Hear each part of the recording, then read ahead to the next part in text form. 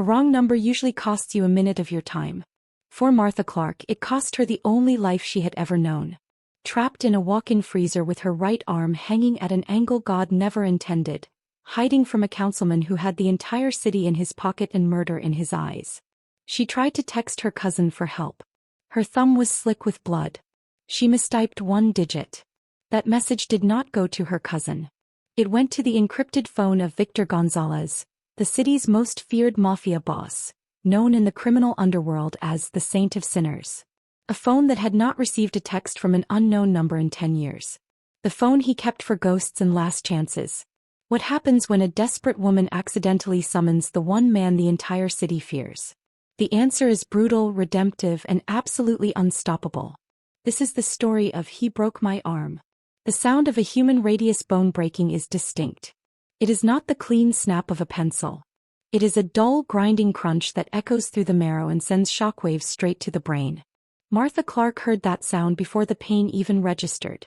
Then the agony came in a tidal wave, flooding every nerve from her fingertips to her shoulder. She hit the stainless steel counter on her way down, vision tunneling, the fluorescent lights of the empty diner spinning above her like dying stars.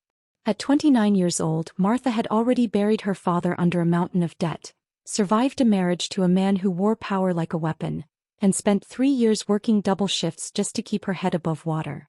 But tonight she realized with cold clarity she might not survive at all. If this story grips you, hit that like button and share it with your friends. Subscribe and ring the bell so you don't miss what comes next. Because trust me, the saint is coming and hell is coming with him. Julian Vane stood over her, straightening his silk tie. A councilman. A pillar of the community. A man who smiled for cameras and shook hands with mayors. He looked down at Martha the way someone might look at roadkill, an unfortunate mess to be cleaned up. He didn't shout. He didn't lose control. That was the most terrifying thing about Julian Vane. Even when his fist had connected with her arm hard enough to shatter bone, his face had remained calm. Disappointed even. As if Martha were a disobedient pet who had forced his hand. "Look what you made me do," Julian said, his voice smooth as aged whiskey, cold as January rain. "I told you, Martha. I told you what would happen if you ever tried to leave. If you ever thought about talking." Martha tried to breathe, but every inhale felt like shards of glass grinding against her ribs. She had only asked for a divorce. That was all. 6 months of separation and she'd finally worked up the courage to ask for her freedom. Julian had responded by following her to work. By waiting until her manager left. By cornering her near the kitchen and demanding she stop this nonsense. When she'd said no, when she'd actually said the word no, he'd grabbed her wrist and slammed her arm against the counter with the practiced precision of a man who knew exactly how much force to use. Martha wanted to scream that she hadn't done anything wrong. That she'd kept his secrets. That she'd never told a soul about the bribes, the backroom deals, the way he'd orchestrated her father's accidental death to trap her in their marriage. But she couldn't speak. The pain had stolen her voice. All she could do was lie there on the cold tile floor, watching Julian pick up his briefcase as if this were just another Tuesday evening. He checked his watch. Adjusted his cufflinks. Then he looked back at her with those empty politician's eyes. "I'm going to lock you in the freezer while I figure out what to do with you," he said matter-of-factly, as if discussing dinner plans. "You understand, don't you, Martha? You forced my hand. This is your fault. All of it." He stepped over her body the way one steps over a puddle. Opened the walk-in freezer door. The rush of Arctic air hit Martha's face like a slap. "Don't worry," Julian said, his shadow falling across her broken form. "I'll be back. We'll finish this conversation." Then he dragged her inside by her good arm, her broken arm screaming with every inch of movement, and shut the door. The lock clicked. The temperature was 36 degrees Fahrenheit. Martha's phone had 11% battery. Her arm was broken. And the man who had sworn to love and protect her was deciding whether she should live or die. In the suffocating cold, surrounded by hanging meat and the smell of old grease, Martha Clark pulled out her phone with a trembling left hand. Her vision was blurry. Her fingers were already going numb. But her cousin lived 20 minutes away. Her cousin had a truck. Her cousin would come. She typed the emergency text with her thumb, blood from a cut on her palm smearing across the screen. "Help. Diner. He broke my arm. Julian." Please hurry. She hit send. She didn't notice that the 6 in her cousin's number had registered as a 9. She didn't know that her message had just traveled through 3 encrypted servers before landing on a phone that sat in the breast pocket of a man who was, at that very moment, overseeing a shipment of weapons in a warehouse 6 miles away. She didn't know that Victor Gonzalez, the saint of sinners, the ghost in the city's architecture, the man who had not answered an unknown text in a decade, had just read her message. And she certainly didn't know that he had already stood up from his desk, buttoned his coat and told his men to prep the cars. Because Victor Gonzalez had a code. A rule he never broke. If someone cries out for help and you have the power to answer, you answer. No questions. No hesitation. The last time he'd ignored that rule, his mother had died alone in a hospital hallway while he counted money in a warehouse. He would not make that mistake again. Martha's phone buzzed. 3 words appeared on the cracked screen. On my way. She stared at the message, confused. Her cousin never texted like that. But the cold was stealing her ability to think. She curled into a ball on the freezer floor, cradling her broken arm, and let herself believe that help was coming. She had no idea how right she was. Or how much blood was about to be spilled because of a single mistyped digit. The diner closed at midnight, but Martha always stayed until 1. Someone had to mop the floors, wipe down the booths, count the register. Her manager, Pete, usually locked up behind her, but tonight he'd left early. His daughter had a recital. Martha told him to go. She'd done this 100 times before.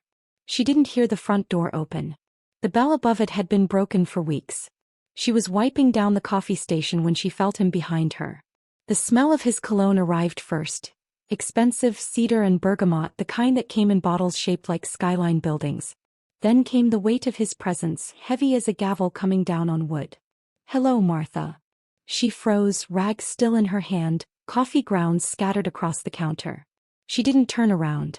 If she didn't turn around, maybe he would disappear. Maybe this was just exhaustion playing tricks on her mind. I know you can hear me. Julian's voice was soft. Reasonable. The same voice he used at city council meetings when explaining budget cuts to sobbing teachers. We need to talk about these papers you had delivered to my office. The divorce papers. She'd finally done it. 6 months of separation, 6 months of sleeping without checking the locks 3 times, 6 months of remembering what it felt like to breathe without permission. Her lawyer said it was time. That she'd waited long enough. Martha turned slowly. Julian stood 5 feet away, hands in the pockets of his $1,000 suit. He looked exactly like what he was.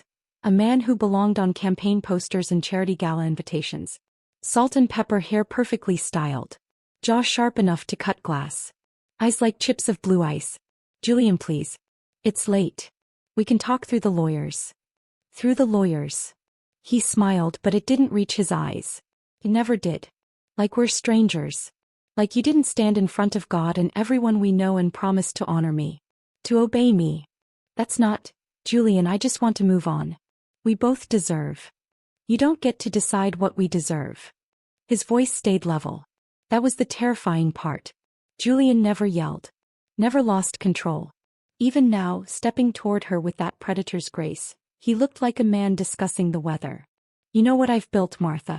What I've done to get where I am. And you think you can just walk away? You think you can take what you know about me and start a new life? Martha's back hit the counter. I would never tell anyone. You know I wouldn't. I just want. What you want is irrelevant. He was close now. Close enough that she could see the vein pulsing in his temple. The only sign that beneath the calm exterior, something monstrous was stirring. You're my wife. You'll always be my wife. And if you think a piece of paper changes that, you're even more naive than I thought. His hand shot out and grabbed her wrist. Not hard enough to bruise. Julian was too smart for that. But firm enough to make his point. Martha tried to pull away, panic rising in her throat like bile. Let go. You need to understand something. He pulled her closer, his grip tightening. Everything you have because of me. Stop. I could end it with one phone call. That apartment you're renting? The landlord is my golf partner. Your cousin who thinks he's going to protect you? I know where he works. Where his kids go to school. Martha's blood turned to ice. Don't you dare. Then stop this nonsense. Come home. Burn these papers. And we'll forget this ever happened. She looked into his eyes and saw nothing human there.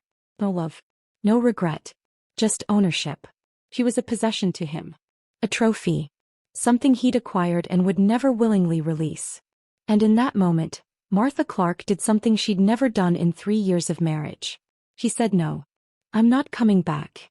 Julian's expression didn't change. But his grip did. He twisted her wrist, pulled her forward and slammed her arm down onto the steel counter with mechanical precision. The bone broke with a sound like a tree branch snapping underwater. Martha's scream filled the empty diner, bouncing off the checkered floors and vinyl booths, swallowed by the night beyond the windows where nobody was awake to hear it. Julian released her arm and stepped back, already reaching for his phone. Look what you made me do, he said. And Martha knew with absolute certainty that she was going to die tonight. The freezer door was heavy, industrial-grade steel designed to lock from the outside.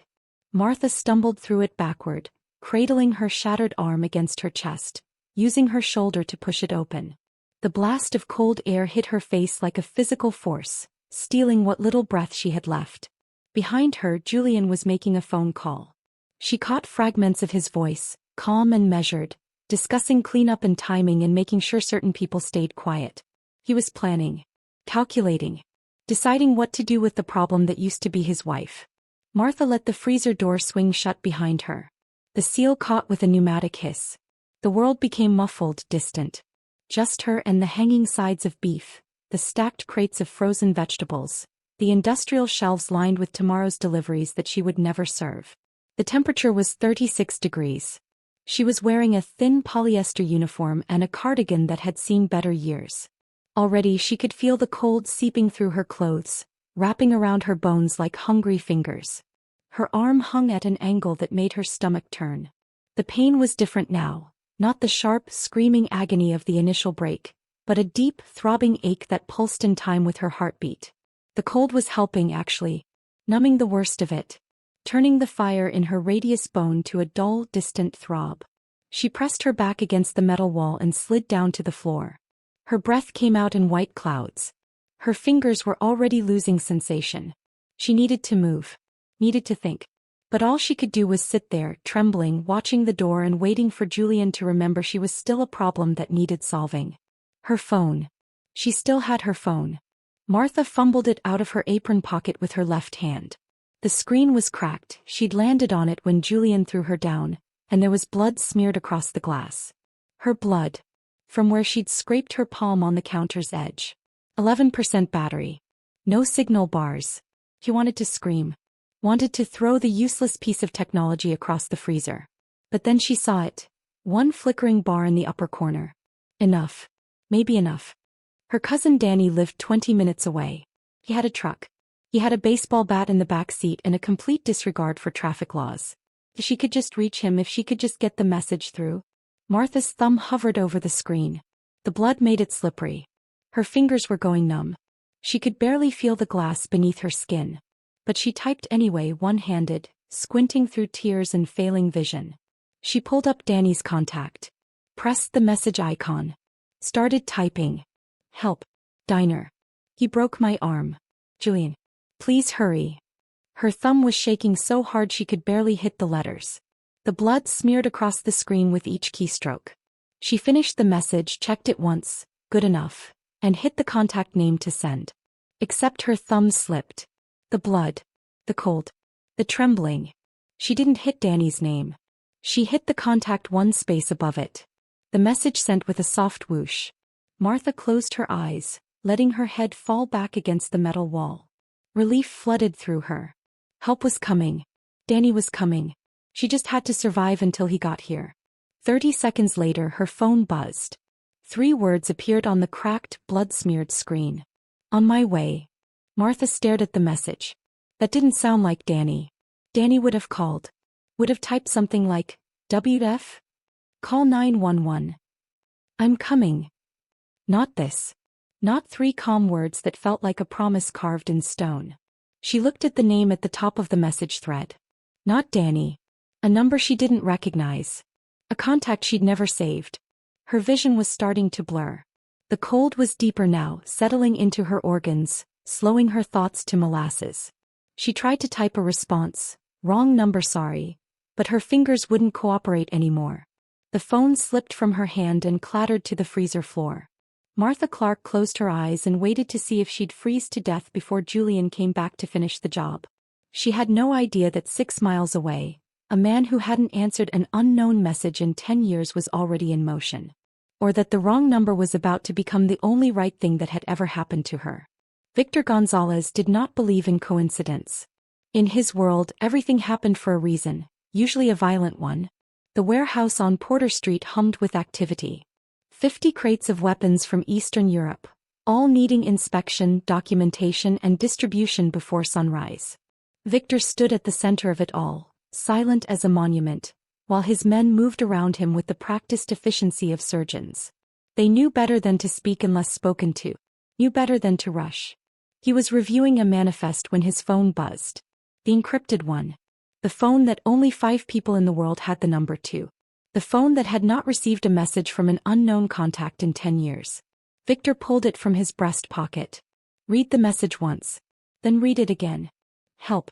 Diner. He broke my arm. Julian. Please hurry. His jaw tightened. His men noticed the shift immediately. The way his shoulders went rigid, the way his breathing changed.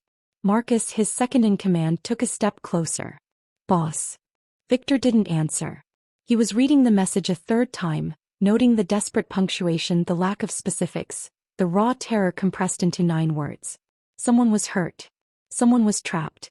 Someone had reached out into the darkness and found his number instead of whatever safe harbor they'd been aiming for. Most men in his position would have deleted it. Wrong number. Not his problem. The city was full of domestic disputes and broken bones and women who made bad choices in men. But Victor Gonzalez was not most men. He tapped the location services on the message. The sender's phone was at Lou's Diner on Amsterdam Avenue. The blood in his veins turned to ice water. Amsterdam Avenue. The street where he'd grown up. Where his mother had worked double shifts at that same diner, serving coffee to truck drivers and day laborers, saving every dollar to keep Victor fed and clothed. Where she died on a hospital gurney 3 blocks away while Victor had been too busy counting money to answer her calls. He looked at the message again. He broke my arm. Victor's mother had said those exact words to him once. Whispered them through a split lip while his father slept off a drunk in the next room. Victor had been 12 years old. Too young to do anything. Too small to fight back. He'd promised her that one day he'd be strong enough to protect her. He'd been too late. By the time he had the power to keep that promise, she was already in the ground. Marcus. His voice cut through the warehouse like a blade. Every man stopped what they were doing. Prep 3 cars. Full crew. We're moving now. Marcus knew better than to question, but his eyes flickered with confusion. Boss, the shipment. The shipment waits. Someone just sent me a distress call from my mother's old neighborhood. Victor buttoned his coat, checked the gun at his hip. When someone cries for help and you have the power to answer, you answer. No questions. No hesitation. It was his code. The only rule that mattered. The penance he paid every day for the one time he'd failed to follow it. Marcus nodded and started barking orders. Within 90 seconds, 3 black SUVs were idling outside the warehouse, engines purring like hunting cats. Victor slid into the back seat of the lead vehicle, his phone still in his hand. He typed 3 words, on my way. Then he leaned forward to his driver. Amsterdam Avenue. Lou's Diner. Fast. The driver nodded. The convoy pulled out into the night, 3 dark shapes cutting through empty streets like sharks through black water. Victor stared at the message on his screen. He didn't know who this woman was. Didn't know what she'd done or why someone had broken her arm. Didn't know if she was innocent or guilty or somewhere in between. But he knew what it felt like to be trapped. To be hurt. To reach out for help and find only silence. He would not be silent. Not tonight. Not ever again. The street died when the motorcade arrived. 3 black SUVs, windows tinted dark as sin, rolled to a stop in front of Lou's Diner with the kind of synchronized precision that spoke of military training and absolute loyalty. The engines cut simultaneously. The sudden silence was louder than any siren.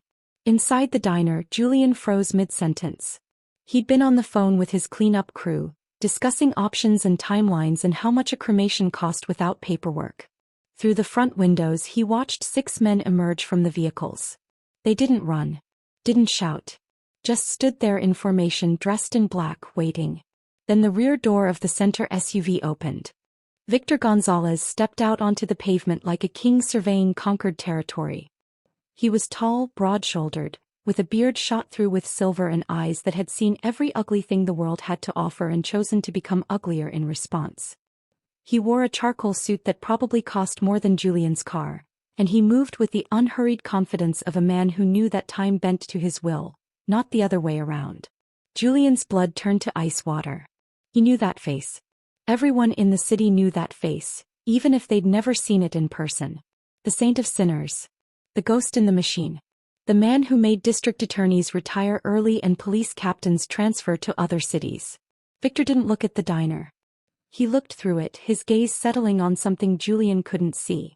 Then he nodded once to his men and walked toward the entrance. Julian's hands were shaking. He was a councilman. He had power. He had connections. But standing there in that empty diner with Victor Gonzalez approaching the door, he felt like a child who'd been caught doing something unspeakable. The door opened. No bell rang, it had been broken for weeks. Victor stepped inside and the temperature seemed to drop 10 degrees. He didn't reach for a weapon. Didn't need to. His presence was weapon enough. He looked at Julian the way a butcher looks at meat. Where is she? Julian's mouth opened. Closed. His politician's brain scrambled for the right words, the right deflection, the right lie that would make this monster go away. I don't know what you're. Don't. Victor's voice was quiet. Soft even. But it carried the weight of 1,000 graves. I don't have time for your performance. The woman who texted me. Where is she? Julian's knees nearly buckled. The woman texted him? How? Why? This had to be a mistake. Some cosmic joke. Martha didn't know people like Victor Gonzalez. She was nobody. A waitress. A burden. Victor took a step forward. Just one. Julian stumbled backward, his hip hitting a table. The freezer, Julian heard himself say. She's in the freezer. Victor's expression didn't change. He simply turned and walked toward the back of the diner, his footsteps echoing on the checkered tile. 2 of his men followed, flanking him like shadows. Julian stood there, forgotten, irrelevant, his power evaporating like morning frost. The freezer door opened with a hiss of displaced air. Victor disappeared inside. 30 seconds later he emerged carrying a woman in his arms. Martha. Her head lolled against his chest, her right arm wrapped in his jacket, her skin pale as death. She looked tiny in his grip, fragile like something made of porcelain and prayer. Victor carried her past Julian without a glance. As if Julian were a piece of furniture. A stain on the floor. Something beneath notice. At the door Victor paused. Turned his head just enough to let Julian see his profile. You have 48 hours to get your affairs in order, Victor said, his voice carrying the finality of a death sentence. After that I'm coming back. And I won't be as gentle as I was tonight. Then he was gone, carrying Martha into the night like she was made of glass and starlight. Julian stood alone in the empty diner, surrounded by the wreckage of his carefully constructed life, and realized he'd just made an enemy of the one man in the city you never ever crossed. The saint had come. And hell had come with him. Martha woke to the smell of antiseptic and expensive leather. Her arm was encased in something rigid and professional. A proper cast, not the makeshift wrapping she vaguely remembered from the freezer. The pain was still there but distant now, muffled by whatever medication was flowing through her system.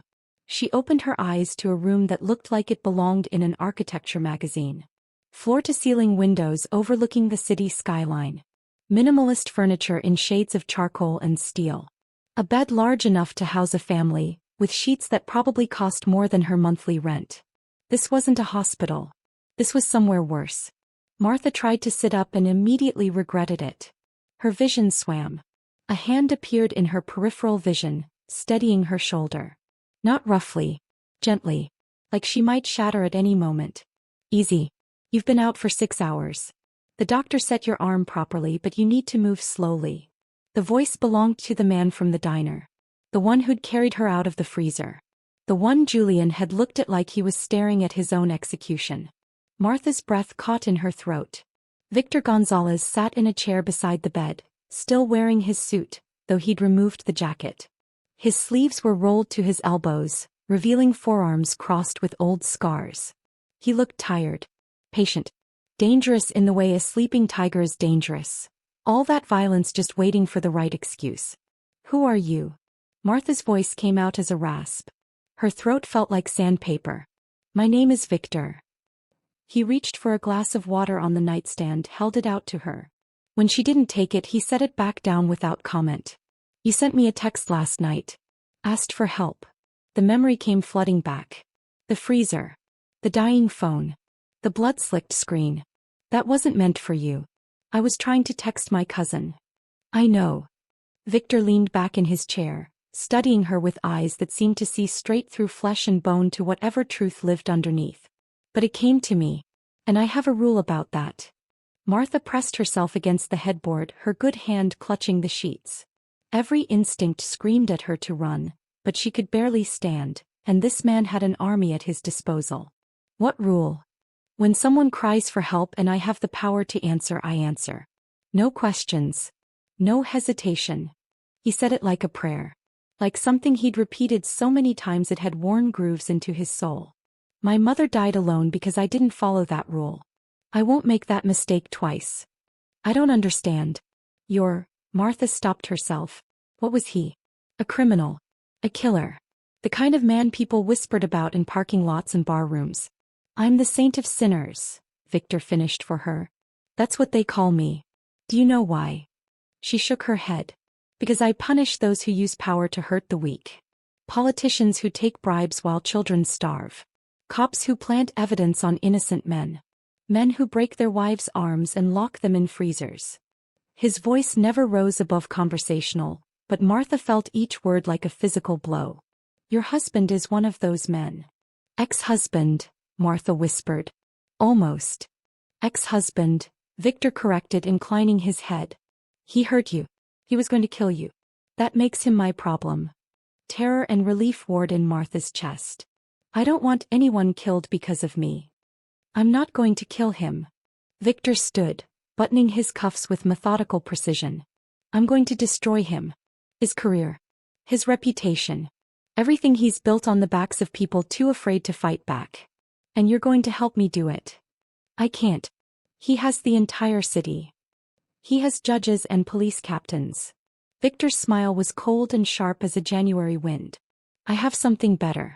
I have the truth, I have leverage, and I have you. A victim who survived. Who's willing to speak."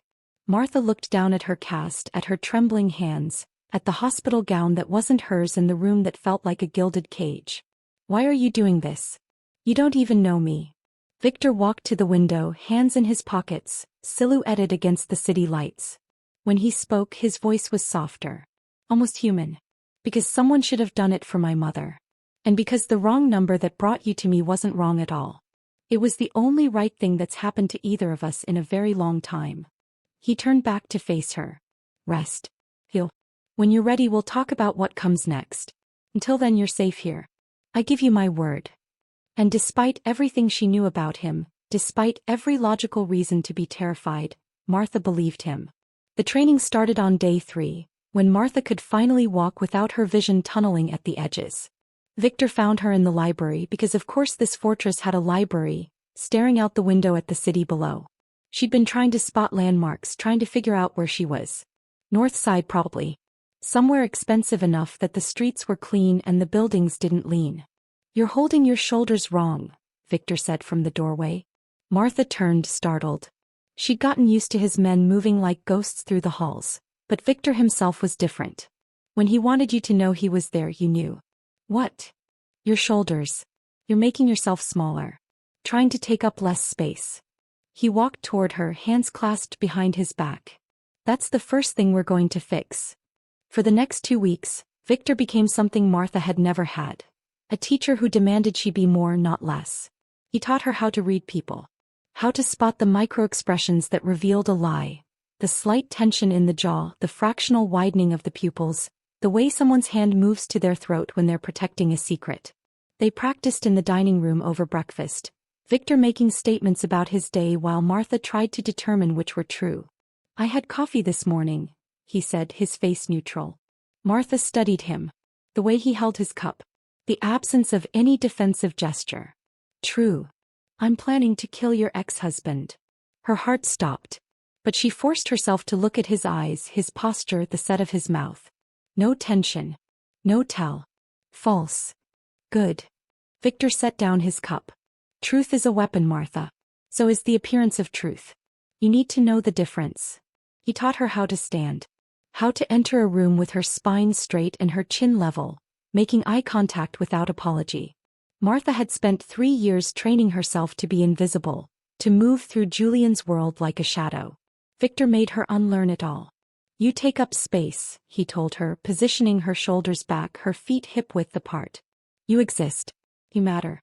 Act like it. I feel ridiculous. You look powerful. There's a difference. He circled her like a drill sergeant, adjusting her posture with clinical precision. When you walk into a room, people should feel your presence before they see you. Confidence isn't arrogance. It's self-respect made visible.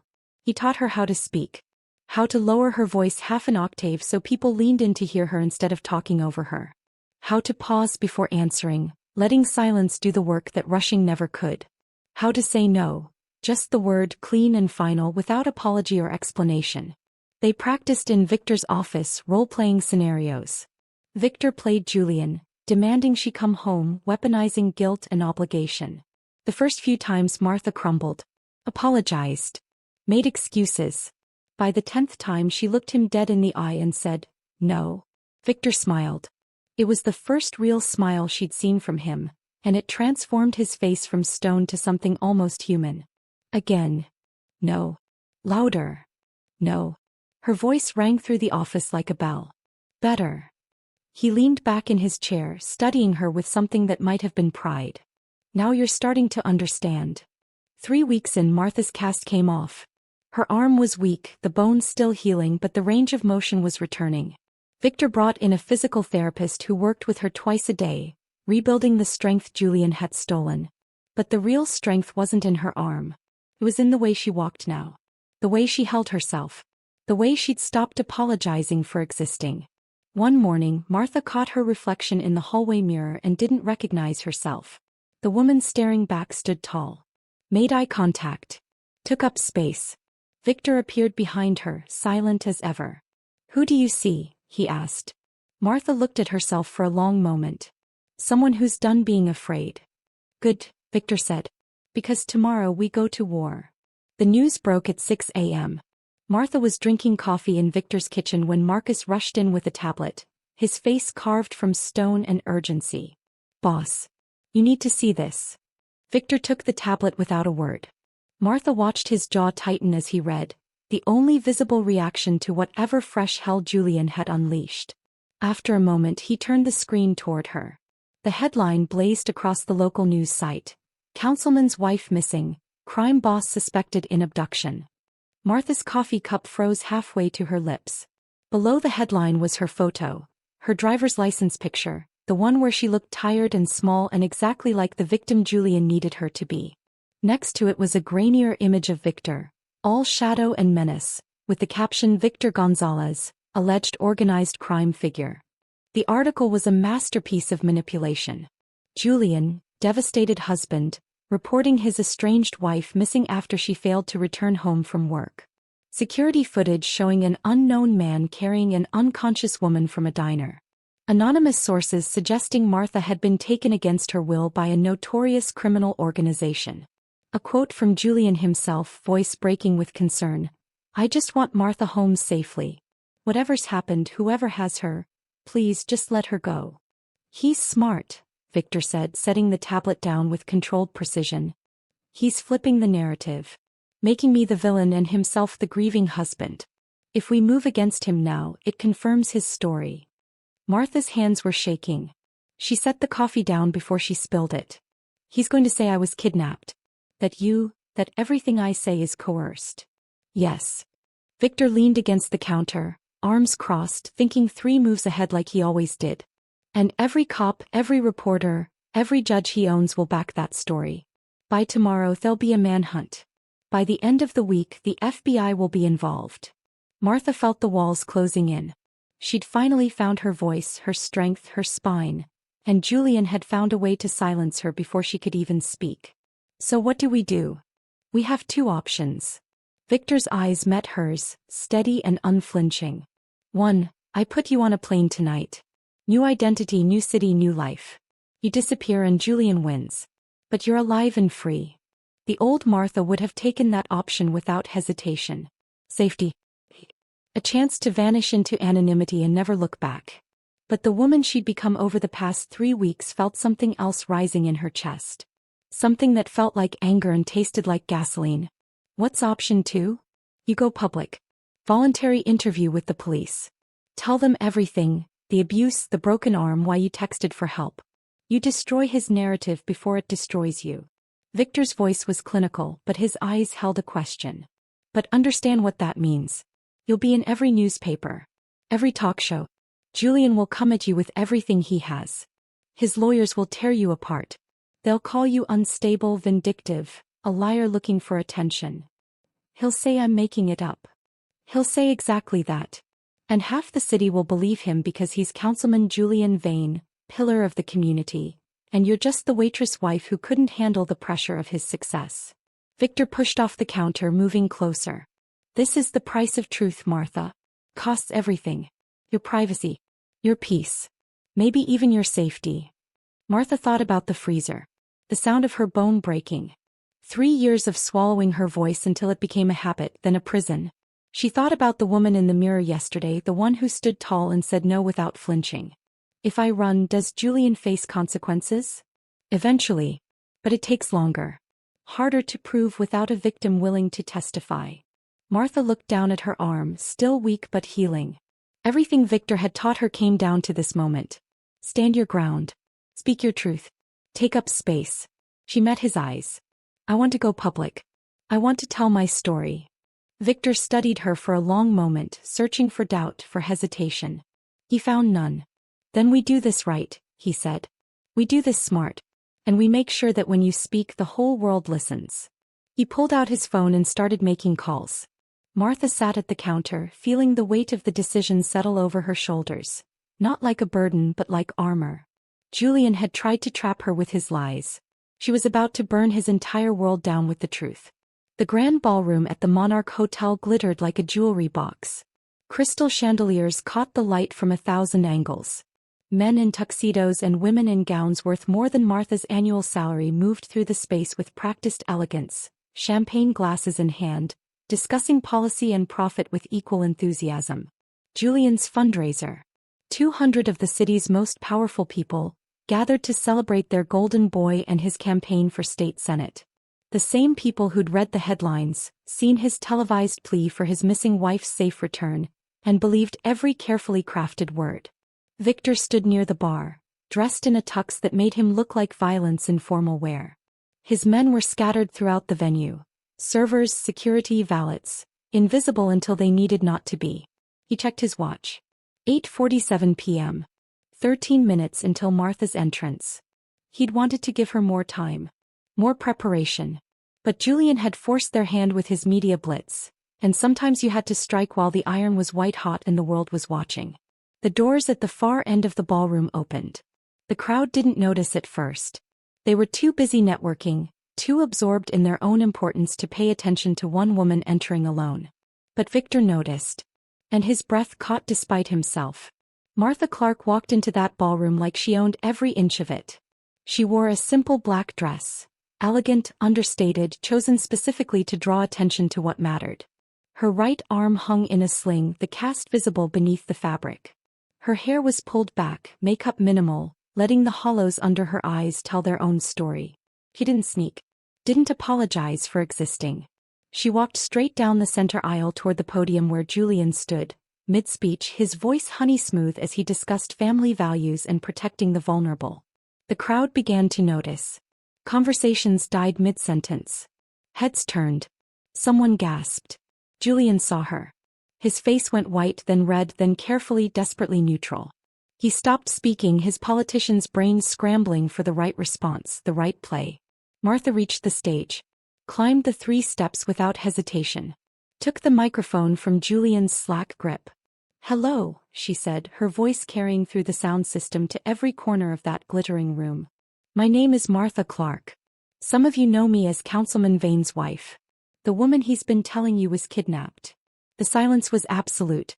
200 people holding their collective breath. I wasn't kidnapped, Martha continued, meeting the eyes of the crowd without flinching. I was rescued. 3 weeks ago my husband broke my arm and locked me in a freezer to die. I sent a text to the wrong number. That number belonged to Victor Gonzalez. He saved my life. Julian reached for the microphone. Martha, you're confused, you've been through trauma. She stepped back out of his reach. The movement was subtle but devastating. Victor had taught her well. I'm not confused. I'm done being silent. She pulled a flash drive from her purse, held it up for everyone to see. This contains 3 years of financial records. Bribes. Payoffs. Documented threats. Names, dates, amounts. Every corrupt deal my husband made while pretending to serve this city.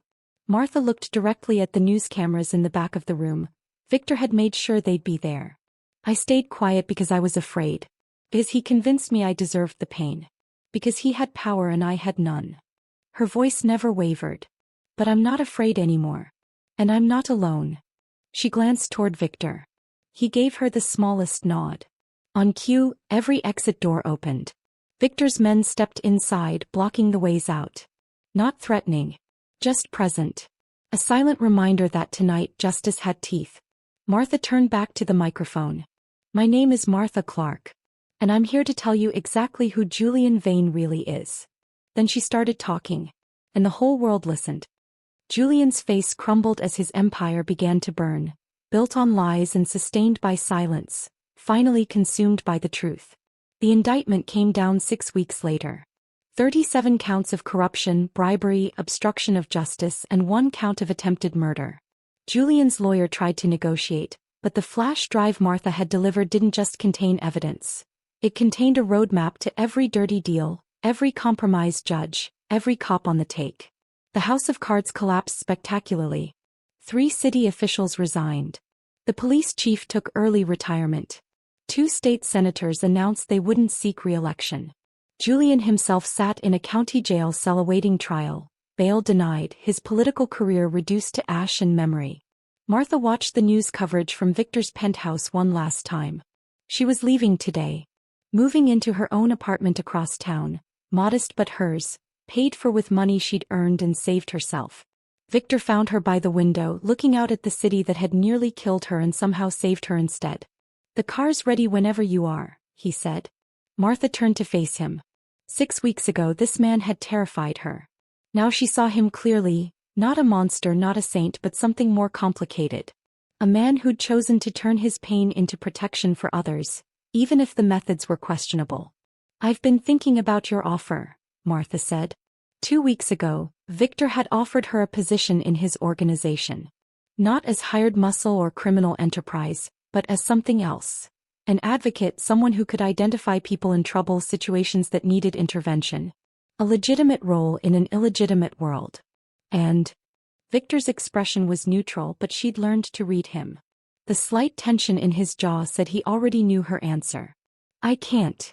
Martha's voice was steady. What you do, who you are, you saved my life.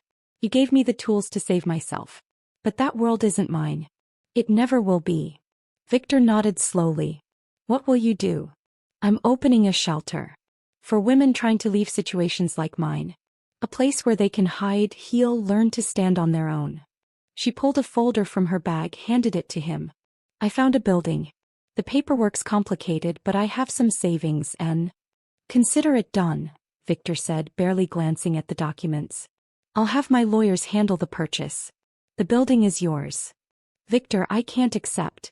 Yes, you can. His voice left no room for argument. You answered a cry for help. Now I'm answering yours. That's how this works. Martha felt tears prick her eyes. I don't know how to thank you. Don't thank me. Just do the work. Help the next woman who texts the wrong number. Victor extended his hand, not as a criminal to a victim but as an equal to an equal. You were never weak, Martha. You were just fighting a war with your hands tied. All I did was cut the ropes. She took his hand. His grip was firm, respectful. The wrong number wasn't wrong at all, was it? No, Victor said, the ghost of a smile touching his lips. It was the most right thing that's happened to either of us. Martha released his hand and picked up her single suitcase. Everything she needed to start over fit in one bag. It felt like freedom. At the door she paused. Looked back at the man who'd taught her that sometimes the person the world fears most is the only one brave enough to do the right thing. If someone ever texts me for help, Martha said, I'll answer. No questions. No hesitation. Victor's smile was real this time. I know you will. Martha walked out of the penthouse, down the elevator into the waiting car. As the driver pulled away from the curb, she looked down at her arm. The cast was gone now, replaced by a thin white scar that would never fully fade. Physical evidence of the night that broke her and remade her. Some scars were badges of survival. Proof that you'd walked through fire and came out forged instead of burned. 6 months later, Martha cut the ribbon on the New Harbor Women's Shelter. 50 women stood behind her, each one a story of escape and resilience. The building was modest but sturdy, with 20 beds, a legal aid office, and a training center where women learned the same lessons Victor had taught Martha. How to read a lie, how to stand their ground, how to say no without apology. In the back of the crowd, barely visible, a man in an expensive suit watched the ceremony. He didn't applaud. Didn't approach. Just witnessed. When Martha's eyes found him across the crowd, Victor raised his hand in a subtle salute. Then he turned and disappeared into the city, a ghost in the architecture, waiting for the next wrong number that would turn out to be absolutely right. And Martha Clark, survivor and advocate, walked into her shelter and got to work saving the next woman who needed to remember she was worth saving. The wrong number had cost her everything she'd known. But it had given her everything she'd needed to become.